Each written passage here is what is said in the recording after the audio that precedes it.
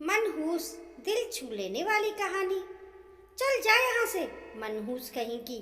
सरला जी ने अपनी पोती चिंकी को डांटते हुए कहा। 5 साल की चिंकी रोते हुए अपने कमरे में चली गई। तभी उसकी माँ शीतल उसके पास आई। चिंकी को रोता देख वे सारी बातें समझ गई कि आज माँ जी ने उसे फिर डांटा है। चिंकी शीतल ने उसे प्यार से पुकारा। अपनी माँ का प्यार पाकर चिंकी को थोड़ी शीतलता महसूस हुई और हुसकते हुए बोली, माँ दादी मुझे क्यों डांटती हैं? मैंने तो कोई गलती भी नहीं की और वह आपको और मुझे मनहूस क्यों कहती हैं? ये मनहूस क्या होता है? अपनी बच्ची के सवालों को सुनकर शीतल ने उसे कस के गले लगा लिया। क्या जवाब देती वो, क्योंकि उसके पास इन सवालों के जवाब नहीं थे। चिंकी रोते रोते सो गई थी और शीतल अपने अतीत की यादों में खो गई। शीतल और राहुल की शादी 6 साल पहले बड़ी धूमधाम से हुई थी। दोनों की अरेंज मैरिज थी, तो सभी परिवार वालों की रजामंदी थी। राहुल और शीतल दोनों ही खुश थे। हालांकि सरला जी थोड़ी रूढ़िवादी थी, पर दिल की बुरी नहीं थी। शादी के 1 साल बाद उनकी जिंदगी में चिंकी ने दस्तक दी।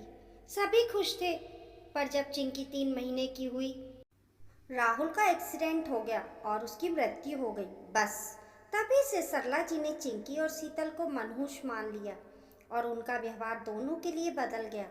वह तो दोनों को घर से निकाल देना चाहती थी, पर सरला जी के पति सीताराम के आगे एक न चली।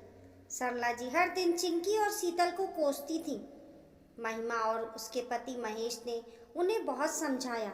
महिमा अक्सर सरला जी से कहती, माँ ये सब गलत है, जो हुआ उसमें भाभी और चिंकी की क्या गलती है? जीवन मृत्यु तो ईश्वर के हाथ में है। फिर तुम उन्हें क्यों कोसती हो? तू चुप कर महिमा, तुझे इन सब चीज़ों की समझ नहीं है। पर महिमा को ये सब कहीं ना कहीं अखरता है। जब शीतल ने चिंकी को जन्म दिया तो महिमा ने अपनी सारी ममता चिंकी के ऊपर उड़ेल दी। महिमा के लिए तो चिंकी तपती भूमि में पानी के समान थी, जिस पर अपनी ममता को लुटाकर उसे संतुष्टि मिली थी। शीतल भी उसके दर्द को समझती थी, इसलिए वह उससे कहती, दीदी चिंकी आपकी ही बेटी है। पर राहुल की मृत्यु के बाद जब सरला जी ने उससे मुंह मोड़ लिया, तो महिमा और महेश ने चिंकी को गोद लेने का सोचा, पर महिमा की सास ने उसे रोक दिया। महेश ने जब पूछा, क्यों माँ, आखिर समस्या क्या है? तो महिमा की सास ने कहा, तुम्हें उस मनहूस के अलावा कोई और नहीं मिला? एक तो लड़की, ऊपर से मनहूस, जो आते ही अपने बाप को खा गई। उसका क्या भरोसा, कहीं इस घर में आते ही तुम्हें ना खा जाए। माँ तुम यह क्या बेकार की बातें। महेश ने कहा था कि महिमा ने उन्हें रोक दिया। रहने दीजिए, हम माँ जी की सोच को नहीं बदल सकते। कहीं ऐसा ना हो चिंकी को यहाँ भी वही सब झेलना पड़े जो वह उस घर में झेल रही है। कहते कहते महिमा की आंखों में आंसू आ गए। महिमा की आंखों में आंसू देख महेश ने उसे गले से लगा लिया। मन ही मन में सोचा, शायद महिमा ठीक कह रही है, और बात वहीं खत्म कर दी। महिमा को बुरा लगता था, लेकिन वह चाहकर भी कुछ नहीं कह पा रही थी। आज भी चिंकी अपनी बुआ के पास खेलने के लिए आई, पर सरला जी ने उसे डांट दिया। वह जाकर अपने कमरे में रोने लगी। 9 महीने बाद महिमा ने एक प्यारे से बेटे को जन्म दिया, पर महिमा की प्रेगनेंसी में कुछ कॉम्प्लिकेशन थी, जिस कारण महिमा बच्चे को पैदा करते ही इस दुनिया से चली गई। दोनों घरों में हाहाकार मच गया था। शीतल को भी अपनी ननंद की मौत का बहुत दुख हुआ, पर होने को कौन टाल सकता था।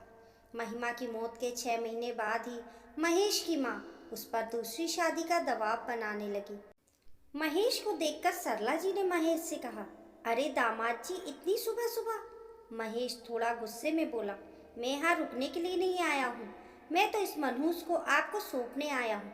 मुकेश ने अपने बेटे की ओर देखते हुए कहा। सरला जी मुकेश की ये बात सुनकर हैरत में पड़ गई और कहने लगी, दामाद जी ये आप क्या कह रहे हैं? ये तो आपका बेटा है। अपने बेटे को? मुझे कुछ नहीं सुनना मम्मी जी, अब आप इसको संभालो। मैं इस मनहूस को और नहीं रख सकता अपने साथ। मुकेश ने सरला जी की बात को काटते हुए कहा। सरला जी पर तो मानो गाज गिर गई और गुस्से में अपने कमरे में चला गया। मुकेश की माँ और सरला जी दोनों ही परेशान हो चुकी थी इस बात से।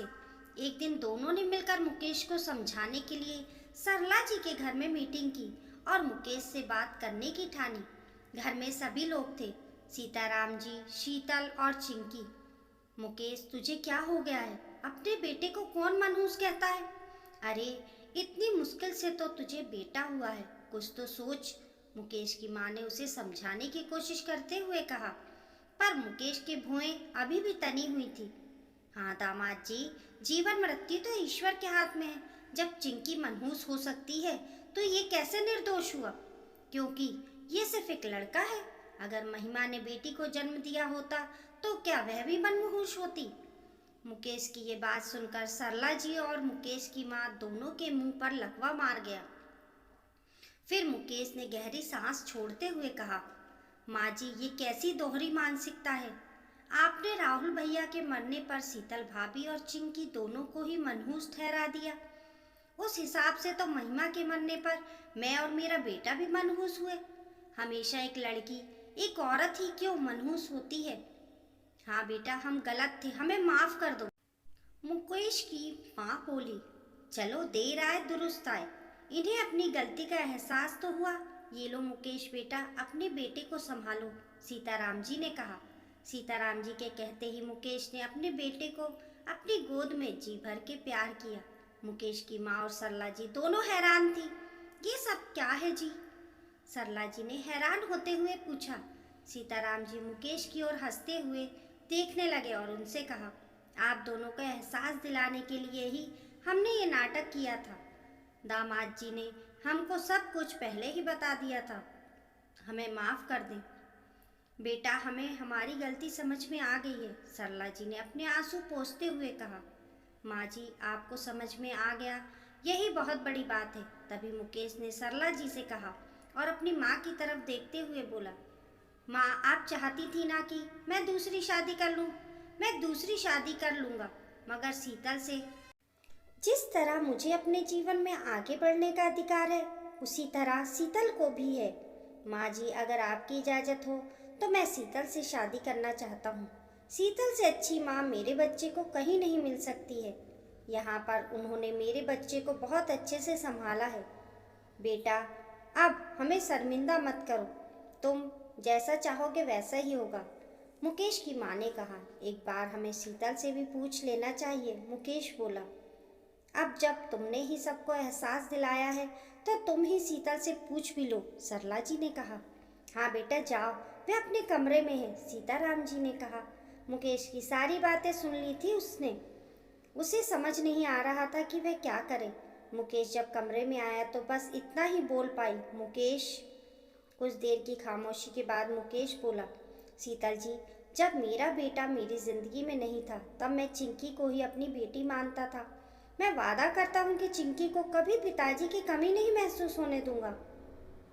क्या आप मेरे बेटे की माँ बनेंगी? मुकेश की इस बात से शीतल गदगद हो गई। उसने हाँ में अपनी गर्दन हिला दी।